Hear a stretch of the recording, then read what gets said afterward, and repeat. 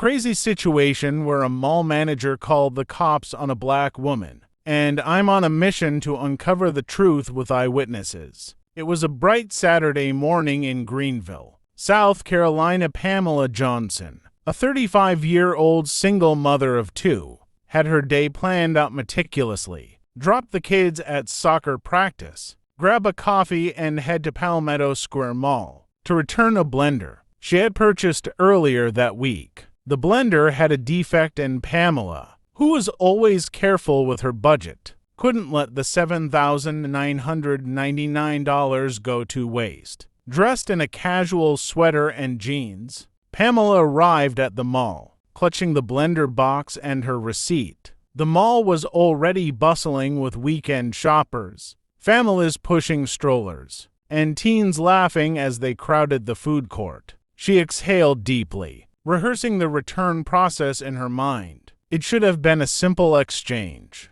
5 minutes in and out. As Pamela walked into the store, she felt something she couldn't quite put her finger on. The cashier's glance lingered a second too long, and one of the floor associates, a young man in his 20s, whispered to another while pointing in her direction. She brushed it off, focusing on the task at hand.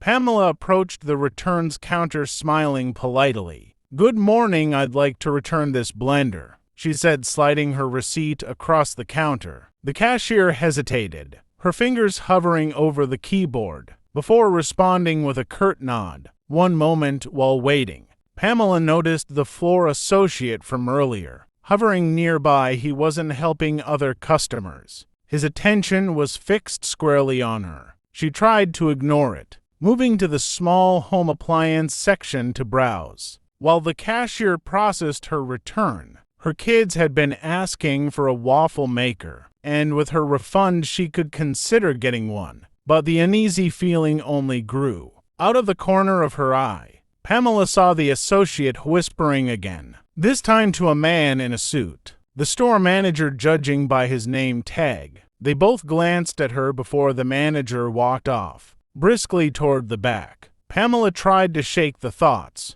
"You're being paranoid," she told herself. "Just make the return and get out of here." Minutes later, as she stood near the checkout counter, with a waffle maker in hand, Pamela noticed two police officers entering the store. Her heart skipped a beat when they locked eyes with her. Slowly they approached. "Ma'am," one of them said, in a tone that was neither kind nor hostile, "we need to speak with you." Pamela blinked, unsure if she had heard correctly. "Is something wrong?" she asked, keeping her voice calm. Shoppers nearby turned their heads, curiosity flickering in their eyes. The officer glanced at the manager, who had reappeared and was standing stiffly to the side. "We've been informed of a potential issue. Could you please step aside with us?" Pamela's brow furrowed. A potential issue. What could they possibly mean? The crowd was watching now. Their whispers. "Is something wrong?" she asked,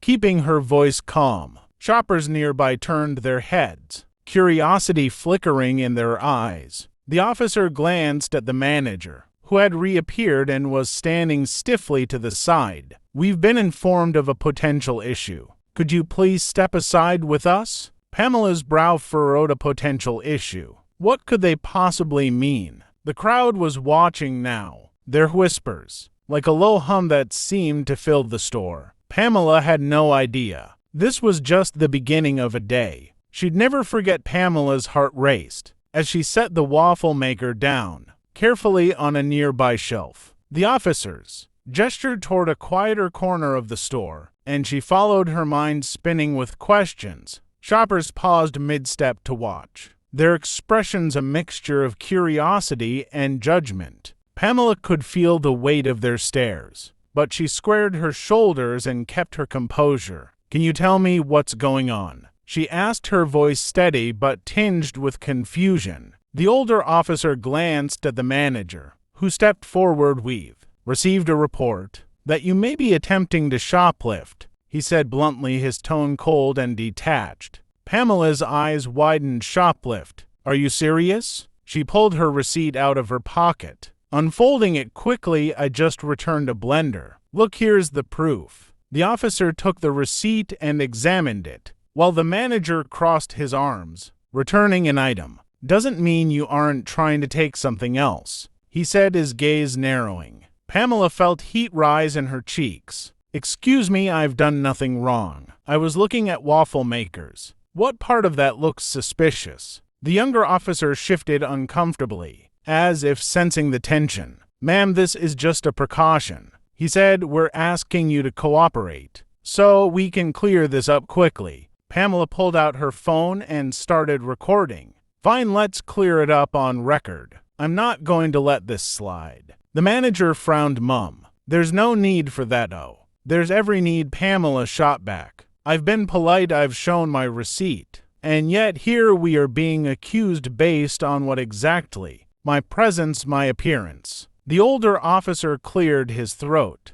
trying to regain control of the situation. Ma'am, do you have anything else in your possession? From this store? Pamela opened her handbag, deliberately turning it toward them. Go ahead, check for yourself. The crowd grew thicker as the exchange continued, phones coming out to capture the scene. A woman nearby whispered to her friend, "This doesn't seem right, she's just standing her ground." Another voice chimed in louder this time. "Yeah, I saw her earlier. She wasn't doing anything wrong." Pamela noticed the support brewing around her, but stayed focused. You're making a scene over nothing, she said, her voice firm. And now with all these people watching, maybe it's time you explain why I'm being targeted. The manager hesitated. It's protocol, he muttered, avoiding her eyes. Protocol? Pamela echoed, incredulous. Does protocol include embarrassing paying customers in public? The tension in the air was thick. One of the shoppers, a middle-aged man in a flannel shirt, stepped forward. She's right. I saw her showing her receipt earlier. What's the problem here? The manager bristled but didn't respond. Pamela looked at the man gratefully, then turned her phone toward the offices. If this is about justice, let's make sure it's fair. You've checked my bag, you've seen my receipt, and there's no evidence of wrongdoing. Are we done here? The younger officer glanced at his partner, looking unsure. The older officer nodded reluctantly. You're free to go, Mum. Pamela let out a slow breath but didn't move. Free to go, she repeated. Not so fast. Someone here owes me an apology. The crowd murmured in agreement. All eyes were now on the manager, who looked as if he wanted to be anywhere else. But Pamela's calm defiance had turned the tables. But the moment was far from over. As more voices joined in her defense, the situation spiraled into something no one had anticipated. Pamela stood her ground, her phone still recording. The crowd around her had grown, and the once distant whispers had transformed into murmurs of discontent. People were no longer just bystanders. They were witnesses, and some had begun to voice their frustration. Aloud, this is ridiculous, said a woman holding her toddler on her hip. She showed her receipt. Why are you still harassing her? A teenage girl, bold and unfazed, called out from the back of the crowd. Yeah, if she was stealing, why didn't the alarms go off? You're just picking on her. Pamela glanced around at the growing support and felt a flicker of hope, but she wasn't done. Turning her attention back to the manager, she asked, what exactly did I do to make you think I was stealing? You said this is protocol, but I've seen plenty of people return items here without getting the cops called on them. The manager stammered, it's not personal. We have to act on concerns raised by staff. Pamela raised an eyebrow. And what concern exactly was raised? Did someone see me put something in my bag? Did I act suspiciously in any way? Or is this about how I look? The crowd grew quieter, the weight of her words settling over them like a heavy blanket. The older officer shifted uncomfortably. Ma'am, let's not escalate. Pamela interrupted him. Oh, I'm not escalating, I'm asking for clarity. That's not too much to ask. Is it then? From the edge of the crowd, a man's voice rang out. I have video. Heads turned to see a middle-aged man in a baseball cap, holding up his phone. I was in the same aisle as her earlier, and I recorded something because I thought it was weird. One of the store employees was following her, but she wasn't doing anything except looking at waffle makers. He stepped forward and Pamela's breath caught. "Can I see that?" she asked. The man nodded, playing the video for the officers and the manager. The grainy footage clearly showed Pamela browsing the shelves holding up a waffle maker box and comparing it to another one. In the background, the same floor associate, who had whispered to the manager earlier, could be seen lingering nearby, watching her like a hawk. "That doesn't look suspicious to me," the man said, his voice firm. "Looks like someone shopping." The crowd murmured in agreement, and the manager's face turned pale. But it wasn't over yet. Another shopper, a woman in her late 30s, stepped forward. "I also noticed something earlier. That same associate didn't follow anyone else around the store, just her." Pamela turned her camera back toward the manager, her tone calm but unrelenting. "So, what now? You have no proof. You have witnesses calling this out for what it is. And yet, I'm still standing here being treated like a criminal. What are you going to do about that?"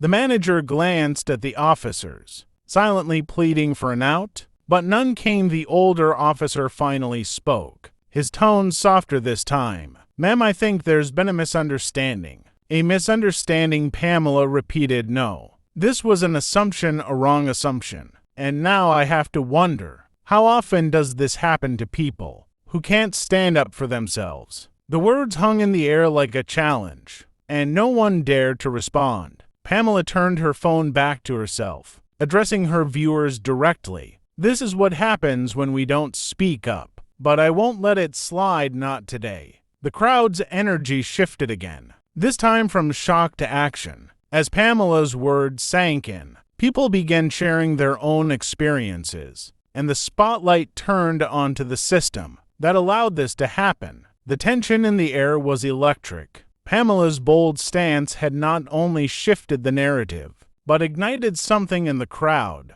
Murmurs of agreement rippled through the group as more shoppers voiced their frustrations. "This isn't the first time something like this has happened," said an older woman near the front. "I've seen them follow people like her before." A man in a business suit who had been quietly observing stepped forward. "I've shopped here for years, and I've never been treated like this. Maybe it's time we all take a closer look at how this store operates." The manager's face was a mask of discomfort. But Pamela wasn't finished. "An apology isn't enough," she said, her voice steady. "I want accountability. Who made the call to involve the police? Who decided I looked suspicious enough to accuse without evidence?" The younger officer, who had been silent until now, finally spoke. "Ma'am, I think we can all agree this situation was mishandled, but it's clear you've done nothing wrong." Pamela turned to him, her phone still recording.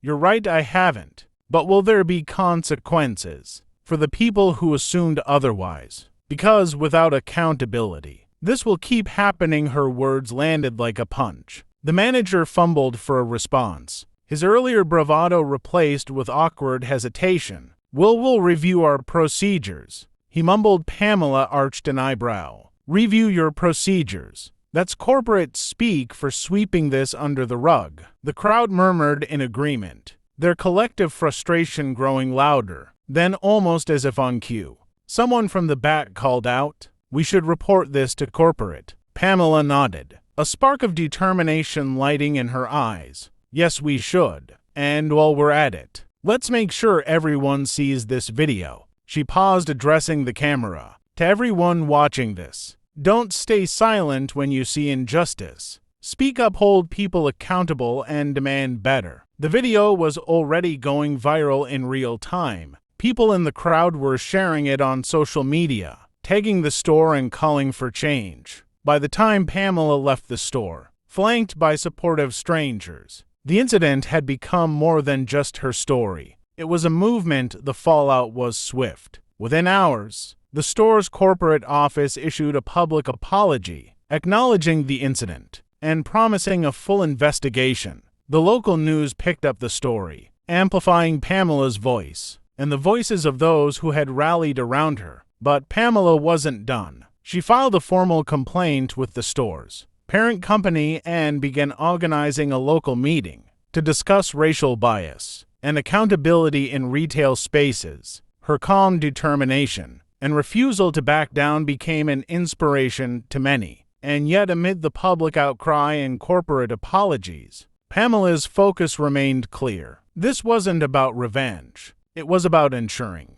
that no one else would have to endure what she had faced. The lesson was still to come, and Pamela was determined to share it. The days following the incident were a whirlwind. For Pamela, her video continued to circulate online, sparking widespread discussions about racial bias and the need for systemic change. Messages poured in from strangers, some offering support, others sharing similar stories of humiliation and injustice. Pamela realized this was bigger than her. It was a collective cry for fairness. A week later, Pamela stood before a packed community center in Greenville. People of all ages and backgrounds had come to hear her speak. The room buzzed with a shared sense of purpose, and Pamela took a deep breath before stepping up to the microphone. "Thank you all for being here," she began, her voice calm but firm. "What happened to me at that store wasn't unique. It was part of a pattern that too many people have experienced, but stayed silent about because they felt powerless.